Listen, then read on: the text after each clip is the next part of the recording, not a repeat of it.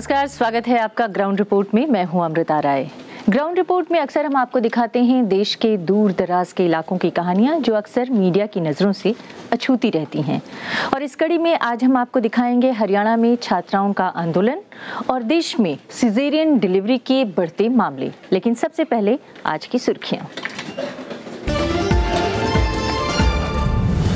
आधी सदी पुराना हुआ नक्सलवाद, नहीं बदले जमीनी हालात, आंदोलन के तौर तरीकों पर गहराते सवाल। प्राइवेट अस्पतालों में सिजेरियन डिलीवरी के बढ़ते चलन पर चिंता, 10 साल में दोगुने हुए मामले, कारणों पर गौर कर रहा है स्वास्थ्य मंत्रालय। दलित आंदोलन में नए रुझान, नौजवानों में बेसब्री, पुराने नेतृत्व पर उठ रहे हैं सवाल। और हरियाणा के कई जिलों में संघर्ष की राह पर छात्राएं, स्कूलों को अपग्रेड करने की मांग, झुकने को तैयार नहीं सरकार।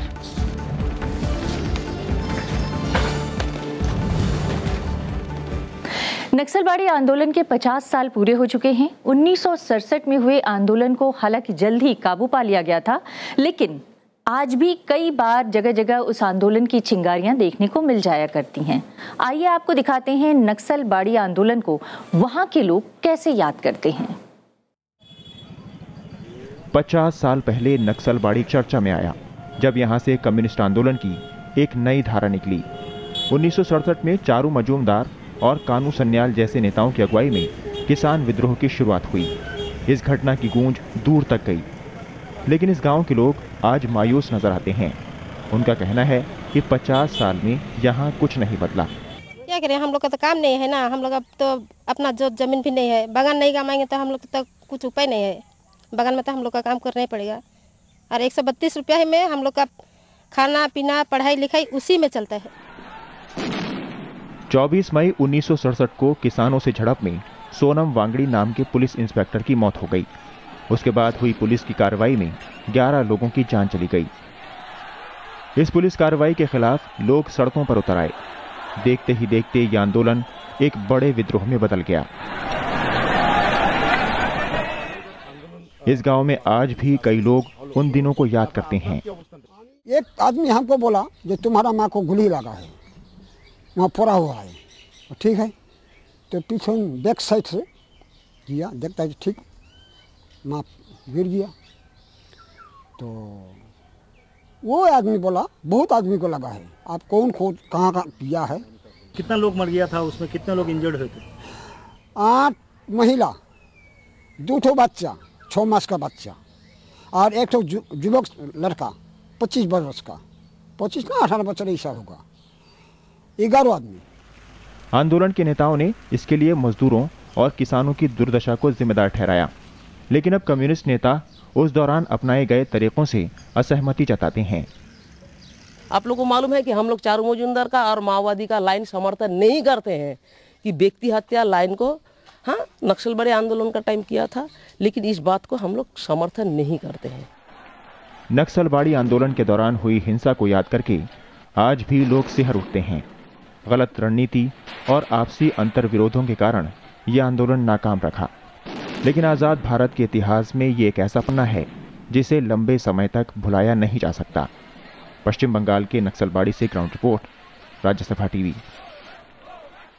और अब बात उस समस्या की जिससे हर परिवार कभी न कभी दो चार होता है, लेकिन वक्त के साथ उसे भुला दिया जाता है। जी हाँ, हम बात कर रहे हैं सिजेरियन डिलीवरी की। 10 सालों में सिजेरियन डिलीवरी के मामले 2 गुना से ज़्यादा बढ़ चुके हैं और दिल्ली की हालत तो ये है कि यहाँ पर 65% बच्चे सिजेरियन डिलीवरी से ही पैदा हो रहे हैं।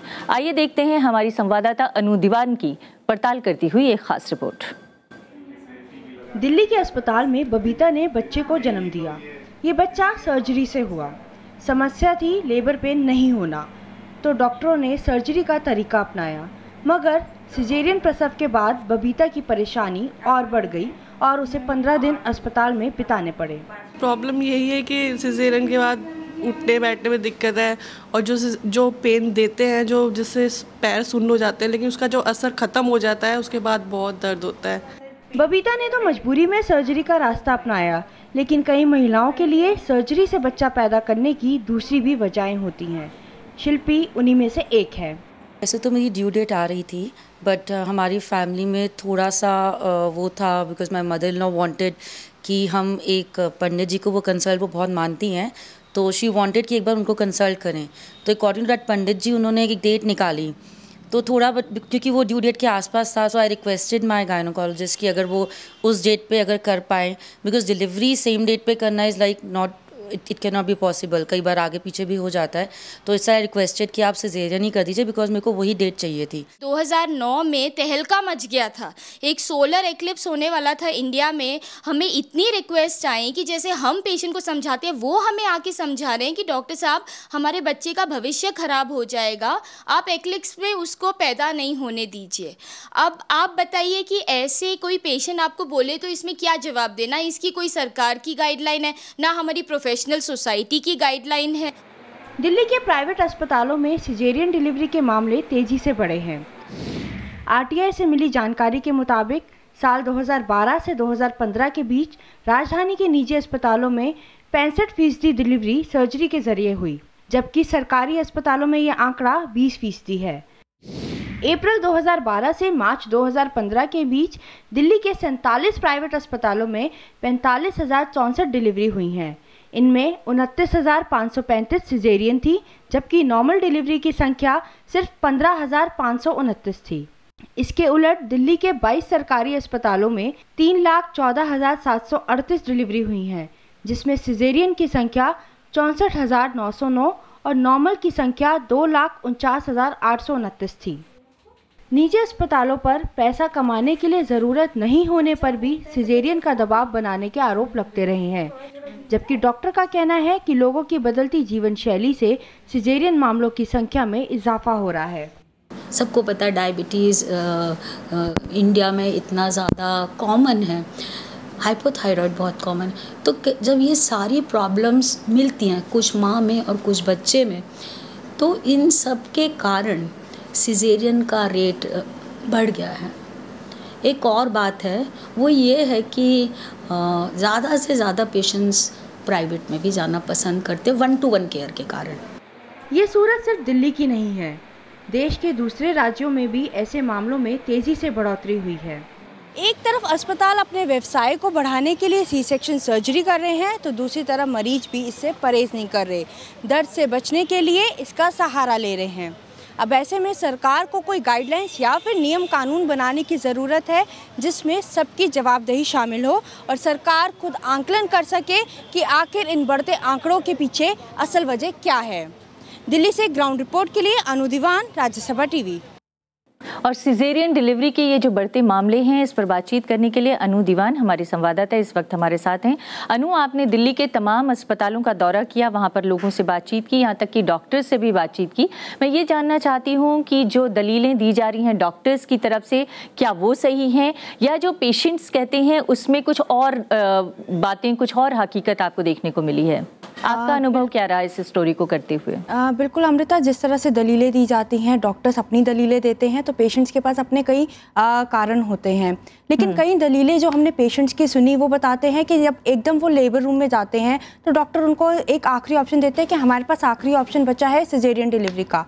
अब पेशेंट उसमें एक्सपर्ट नहीं है, वो इस टाइम पे घबरा जाता है, उसको लगता है जो डॉक्टर कह रहा है बिल्कुल सही है, क्योंकि उसको इस मेडिकल साइंसेस की समझ नहीं है, तो पेशेंट इसमें मजबूर हो जाता है। लेकिन यहाँ पे हम ये कहेंगे कि कहीं जगह हमें पेशेंट्स भी ऐसे मिले जिनके कहीं अपने अपने कारण थे, जो हमने अपनी रिपोर्ट में भी दिखाने की कोशिश की है कि पेशेंट कहीं अपने अपने कारणों के साथ आते हैं, जो ज्योतिष वगैरह के ऊपर जो बिलीव करते हैं उनसे डेट निकलवा लाते हैं। तो कई ये कारण तो पहले से भी मौजूद रहे होंगे, चाहे वो अंधविश्वास की वजह हो या ज्योतिष की, ये कारण तो पहले ज़माने से चले आ रहे होंगे, मगर क्या वजह है कि सिर्फ 10 सालों में ये सिजेरियन के मामले इतनी तेज़ी से बढ़े कि वो दोगुने से ज़्यादा हो चुके हैं?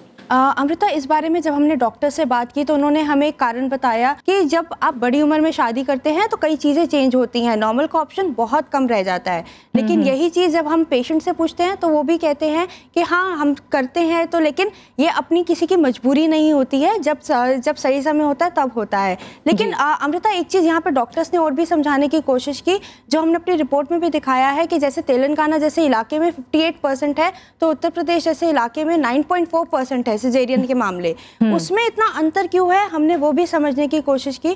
तो डॉक्टर ने समझाया कि जो 2 स्टेट्स हैं वहाँ पे रहन सहन खान पान सब अलग है, उसमें इस वजह से अंतर है। जैसे उन्होंने हमें एक एग्जाम्पल दिया कि जैसे आप हिल स्टेशंस में जाते हैं, हिल स्टेशन में वहाँ पे फिजिकली वर्क बहुत ज़्यादा होता है, वहाँ की लेडीज ज़्यादा एक्टिव होती हैं। लेकिन अगर हम मेट्रोपॉलिटन सिटीज़ की बात करें जैसे दिल्ली या मुंबई हैं, वहाँ पे आपका वर्क टेबल होता है, आप एक जगह पे बैठ के काम। शायद ये कह रही हैं कि तेलंगाना जैसे इलाकों में महिलाएं कम काम करती हैं। बहरहाल मैं आपसे ये जानना चाहती हूँ कि आपने सरकार से भी पक्ष लेने की कोशिश की, क्या सरकार इस पर कोई गंभीरता से विचार कर रही है? क्योंकि सरकार के महिला बाल विकास मंत्री ने भी इस पर चिंता जताई थी, तो क्या सरकार आने वाले दिनों में कुछ इस पर संजीदगी से विचार कर रही है? बिल्कुल अमृता, सरकार ने खुद कहा है कि ये बहुत अलार्मिंग है क्योंकि 10 साल में 2 गुना मामले सामने आ रहे हैं। सरकार ने इसके लिए हॉस्पिटल्स को सब, क्योंकि मेनका गांधी ने एक सुझाव दिया था कि जितने भी सरकारी और प्राइवेट हॉस्पिटल्स हैं वो एक कारण बताए, उस कारण को नोटिस करे कि क्यों सिजेरियन डिलीवरी की जा रही है। लेकिन अभी तक हमने जो देखा है कि जितने भी हॉस्पिटल्स हैं उसमें कहीं पे भी कारण स्पेसिफाई नहीं किया जा रहा। एक्चुअली में सरकार के पास भी क्लियर नहीं है कि अगर सिजेरियन के मामले 10 सालों में 2 गुना हुए हैं तो वो किस कारण की वजह से हुए हैं, जिसके ऊपर सरकार काम करे या आगे कुछ सोचे कि हमें इस दिशा में काम करना है। जी, तो सरकार के पास भी इसके आंकड़े नहीं है कि आखिर किन वजहों से सिजेरियन के मामले पिछले 10 सालों में बढ़े हैं। लेकिन जिस तरह से आप बता रही हैं कि सरकार की तरफ से ये संकेत मिल रहे हैं कि शायद आने वाले दिनों में सरकार इस तरह का कोई मैंडेट या कोई रूल ले आए या गाइडलाइंस ले आए जिसमें डॉक्टर्स को ये बताना मैंडेटरी हो कि किन वजहों से सिजेरियन करना पड़ा, तो फिर शायद इस मामले पर कुछ चेक लगे, कुछ बैलेंस हो। बहुत बहुत धन्यवाद अनु दीवान हमसे बातचीत करने के लिए। भारत में सिजेरियन डिलीवरी का 2015-16 में आंकड़ा पहुंचकर 17% के पार चला गया, जबकि विश्व स्वास्थ्य संगठन कहता है कि सिजेरियन डिलीवरी का आंकड़ा 10 से 15% के बीच ही होना चाहिए। आइए देखते हैं आंकड़ों की पड़ताल करती हमारी एक खास रिपोर्ट। बीते 10 सालों में भारत में सिजेरियन डिलीवरी के मामले 2 गुने हो गए हैं। राष्ट्रीय परिवार स्वास्थ्य सर्वे के मुताबिक साल 2005-2006 में कुल डिलीवरी में से सिर्फ 8.5% सिजेरियन मामले थे। साल 2015-2016 में ये संख्या 17.2% तक पहुंच गई। इस दौरान शहरी इलाकों में 28.3% और ग्रामीण इलाकों में 12.9% डिलीवरी सिजेरियन हुई। निजी अस्पतालों में साल 2005-2006 में 28% सिजेरियन डिलीवरी हुई है। ये आंकड़ा 10 साल बाद बढ़कर करीब 41% तक पहुंच गया है, जबकि इस दौरान सरकारी अस्पतालों में सिजेरियन के मामले 15% से घटकर 11.9% पर आ गए हैं। बढ़ते मामलों के मद्देनजर अदालत में याचिका भी दायर की गई है। ये जो अंतर है उसी को समझने के लिए हमने जो कोर्ट में पिटीशन डाला, एक तो ये डाला कि एक कहीं ना कहीं अलार्मिंग सिचुएशन है, बट क्योंकि हम कोई विशेषज्ञ नहीं हैं, हम कोई डॉक्टर नहीं हैं, तो हमने वही अपील किया कि इसको लेके एटलीस्ट कहीं ना कहीं कमीशन ऑफ इंक्वायरी बननी चाहिए कि इस मुद्दे को समझ सकें कि ये एक्चुअली में है क्या। सिजेरियन डिलीवरी के मामलों में तेलंगाना सबसे आगे है। साल 2015-2016 के आंकड़ों के मुताबिक यह 58% डिलीवरी सर्जरी के जरिए हुई। आंध्र प्रदेश में 40.1%, केरल में 35.8% और तमिलनाडु में 34.1% डिलीवरी सिजेरियन थी। उत्तर प्रदेश में यह आंकड़ा 9.4% और नागालैंड में 5.8% है। केंद्रीय महिला और बाल विकास मंत्री मेनका गांधी ने सिजेरियन मामलों पर लगाम के लिए स्वास्थ्य मंत्रालय को सुझाव भेजे हैं। वो चाहती हैं कि अस्पतालों के लिए ये बताना अनिवार्य कर दिया जाए कि उन्होंने सिजेरियन डिलीवरी का विकल्प क्यों चुना, लेकिन स्वास्थ्य मंत्रालय की ओर से फिलहाल कोई कदम नहीं उठाया गया। हम इसकी स्टडी भी कर रहे हैं और कंसल्ट भी कर रहे हैं। अभी कोई फॉर्मली हमने कुछ इसमें किया नहीं है। बहुत से एस्पेक्ट्स हैं, उन एस्पेक्ट्स को और गौर करने की ज़रूरत है, तभी हम किसी कंक्लूसिव उस पर पहुँचेंगे। अमीर परिवारों में महिलाओं को प्रसव पीड़ा से बचाने के लिए सिजेरियन डिलीवरी को तरजीह दी जा रही है। अंतर्राष्ट्रीय मेडिकल जर्नल लांसेट की हालिया रिपोर्ट यही कहती है। रिपोर्ट के मुताबिक बीते 21 सालों में अमीर महिलाओं में सिजेरियन डिलीवरी के मामले औसतन 10% से बढ़कर 30% तक पहुंच गए हैं। दिल्ली से ग्राउंड रिपोर्ट के लिए अनु दीवान। और अभी रुकेंगे एक ब्रेक के लिए। ब्रेक के बाद लौटेंगे तो आपको दिखाएंगे क्यों नाराज हैं बनारस के नाविक।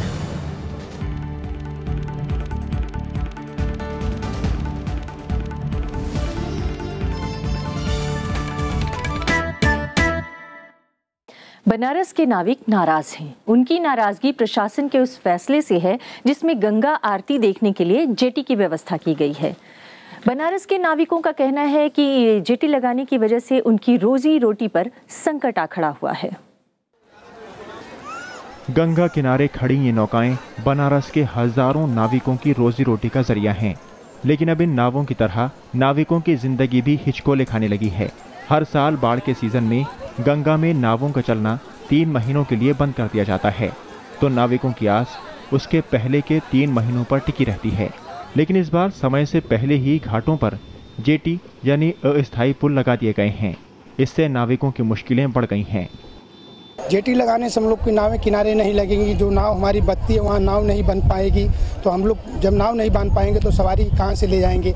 ये सब व्यवस्था है जो हम लोग की रोजी रोटी पर जो अघोर पाप करने का व्यवस्था हो रहा है, हम लोग नहीं कर रहे। गंगा आरती के दर्शन के लिए पिरामल ग्रुप ने घाटों पर जेटी लगाने का प्रस्ताव रखा था, उसे मंजूरी मिल गई। जेटी लगने के बाद श्रद्धालु नदी किनारे खड़े होकर गंगा आरती देख सकेंगे। पहले वो इन नावों पर बैठकर ये दृश्य देखा करते थे। जेटी लगने के बाद नाविकों की कमाई काफी घट जाएगी। नाराज नाविकों ने इसके खिलाफ इलाहाबाद हाई कोर्ट का दरवाजा खटखटाया। उधर प्रशासन बीच का रास्ता निकालने का आश्वासन दे रहा है। फायदा बिल्कुल होगा कि लोग जेटी पर बैठ करके गंगा के विहंगम दृश्य को देख सकेंगे, और दुनिया में जहाँ पर भी अच्छे रिवर साइट है हर जगह इस तरह की जेटीज हैं, उसका लाभ वाराणसी के लोगों को भी मिलेगा। और नाविकों का ध्यान रखने के लिए जहाँ पे बोटें लगती थी उस जगह से उसको शिफ्ट करा दिया गया। वाराणसी प्रधानमंत्री नरेंद्र मोदी का संसदीय क्षेत्र है। प्रधानमंत्री ने पिछले साल देश की पहली ई बोट का उद्घाटन यहीं से किया था। मकसद गंगा को साफ सुथरा बनाना और नाविकों की आमदनी बढ़ाना है, लेकिन नाविकों को अब तक इसके फायदे का इंतजार ही है। वाराणसी से ग्राउंड रिपोर्ट, राज्यसभा टीवी। देश में दलित आंदोलन का एक नया रूप देखने को मिल रहा है। नए नेता उभर रहे हैं और ये नेता मौजूदा वक्त में दलितों की समस्याओं को लेकर आक्रोशित हैं। यही नहीं, उनका आक्रोश पुराने दलित नेताओं को लेकर भी है। आइए देखते हैं हमारी एक रिपोर्ट।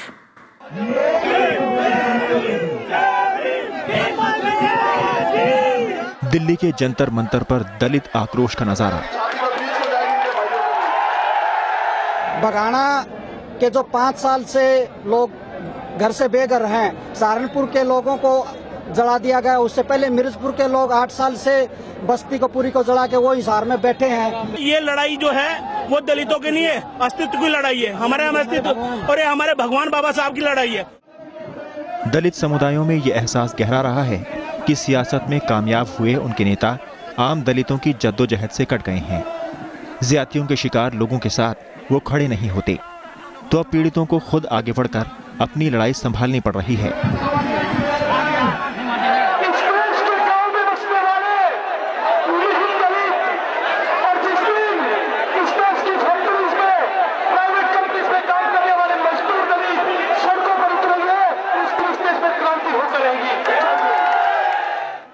दिल्ली में रैली का आयोजन उत्तर प्रदेश के सहारनपुर में हाल में हुई घटनाओं की पृष्ठभूमि में हुआ। इन्हीं घटनाओं ने भीम आर्मी नाम के संगठन को चर्चित किया है। हालांकि ये संगठन 2015 में ही बना बताया जाता है, लेकिन हालिया घटना के बाद इसने जैसी गोलबंदी की, उससे देश का ध्यान इसकी तरफ खींचा है। कहा जा रहा है कि इससे दलित आंदोलन का एक नया चेहरा सामने आया है। वर्तमान में जो दलित राजनीतिक रूप से अनाथ हो गया है, उसके पक्ष में बोलने वाला कोई दिख नहीं रहा है। राष्ट्रीय स्तर पर देखिए, चाहे राज्य स्तर पर देखिए, चाहे पक्ष में देखिए, चाहे विपक्ष में देखिए, कोई भी राजनीतिक आवाज़ नहीं दिखाई पड़ रही है, और इसलिए वो अपनी आवाज़ को स्वतः प्रतिस्फुटित तरीके से उठाना चाहता है। इंसाफ और अपनी पहचान के लिए दलितों के संघर्ष का इतिहास दशकों पुराना है। नए हालात में ये लड़ाई एक नई अंगड़ाई लेती नजर आती है। दिल्ली से ग्राउंड रिपोर्ट, राज्यसभा टीवी। और अब खबर महाराष्ट्र के किसानों की। महाराष्ट्र के किसान 1 जून से हड़ताल करने जा रहे हैं और उनका कहना है कि भले ही उन्हें अपने फल, सब्जियों और दूध को अनाथालय और गरीबों में बांटना पड़े, मगर वो शहरी इलाकों में अपने फल, दूध और सब्जियां नहीं भेजेंगे।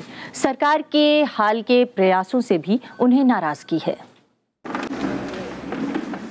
औरंगाबाद की किसान क्रांति समिति आंदोलन की राह पर है। समिति ने खेती के खराब होते हालात के मद्देनजर 1 जून से हड़ताल का फैसला किया है। समिति ने तय किया है कि 1 जून से किसान दूध और सब्जियां शहरी इलाकों में नहीं भेजेंगे। दूध का खावा बनाएंगे, दूध का तूप बनाएंगे, अपने पास सब्जी हो तो गांव के गरीब लोगों को बांटेंगे, या कोई अनाथ आश्रम होगा तो अनाथ आश्रम में देंगे। ऐसे सोशल एक्टिविटीज़ करने वाले जो लोग हैं उनको भी देंगे, लेकिन कोई भी पैसे वाला शहर वालों को नहीं देंगे। ये हमारा तय आज हो गया है। समिति का आरोप है कि महाराष्ट्र सरकार किसानों को बांटने की कोशिश कर रही है। मुख्यमंत्री देवेंद्र फडणवीस ने हाल ही में अहमदनगर के कुछ किसानों को बातचीत के लिए बुलाया था। उसके बाद उन किसानों ने धरने का अपना कार्यक्रम वापस ले लिया। संपावर जाण्यासाठी शेतकऱ्याला हे आव्हान आहे की आपण जसं पूर्वी सगळ्याचे सगळं पेरत नव्हतो, काही ठिकाणी आपण राखून ठेवत होतो। किसान क्रांति समिति ने कर्ज और किसानों की आत्महत्या का मामला भी उठाया। आरोप है कि महाराष्ट्र में इस साल अब तक 300 से ज्यादा किसान आत्महत्या कर चुके हैं। अब किसानों का शहरों में जरूरी सामान नहीं भेजने का फैसला राज्य सरकार और आम लोगों के सामने मुश्किलें खड़ी कर सकता है। महाराष्ट्र के औरंगाबाद से ग्राउंड रिपोर्ट, राज्यसभा टीवी। 27 मई को पंडित जवाहरलाल नेहरू की 53वीं पुण्यतिथि है और इस मौके पर पंचवर्षीय योजनाओं में उनके योगदान को आइए याद करते हैं।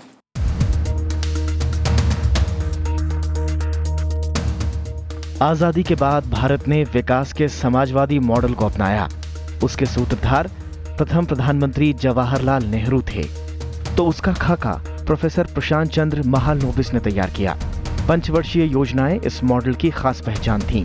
हालांकि इस ढांचे में पब्लिक सेक्टर को बड़ी भूमिका दी गई, लेकिन प्राइवेट सेक्टर को भी उद्यम और कारोबार के पर्याप्त अवसर मिले।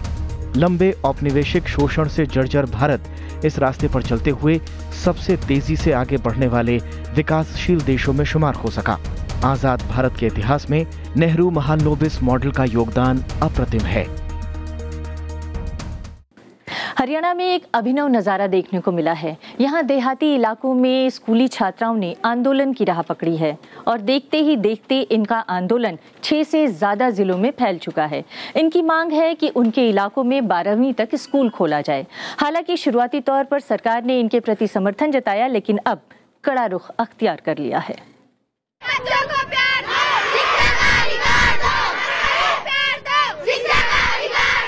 धरने पर बैठी ये छात्राएं रेवाड़ी जिले के राजगढ़ गांव की हैं। वो अपने गांव में ही 12वीं तक स्कूल चाहती हैं ताकि उन्हें पढ़ाई के लिए 10 किलोमीटर दूर न जाना पड़े। गांव में सिर्फ 10वीं तक ही स्कूल है और लड़कियां आगे की पढ़ाई करना चाहती हैं, लेकिन परिवार के दबाव और असुरक्षा की चिंता में उन्हें पढ़ाई छोड़ने के लिए मजबूर होना पड़ता है। हमारी प्रॉब्लम ये है कि हमें +2 तक स्कूल चाहिए। +2 तक स्कूल नहीं है हमारे गांव में, इसलिए माँ बाप लड़कियों को बाहर नहीं भेजते। बाहर जाने में लड़कियों को दिक्कत होती है, बस में उनके साथ छेड़खानी होती है, कहीं बस खराब हो जाती है तो उनकी पढ़ाई बीच में छूट जाती है। रामविलास के सबके पास होया है, चंडीगढ़ तक होया है, लेकिन किसी ने सुनाई नहीं करी। हमारी लड़कियाँ बहुत परेशान है, माँ बाप उनसे ज्यादा परेशान है। छात्राओं का ये आंदोलन हरियाणा के कई जिलों में देखने को मिल रहा है। शिक्षा सुलभ कराने की मांग को लेकर जींद, भिवाड़ी, पानीपत की छात्राओं ने भी आंदोलन का रास्ता अपनाया है। दरअसल छात्राओं को सत्याग्रह आंदोलन का ये हौसला रेवाड़ी के गोठड़ा गांव की छात्राओं को मिली सफलता से मिला।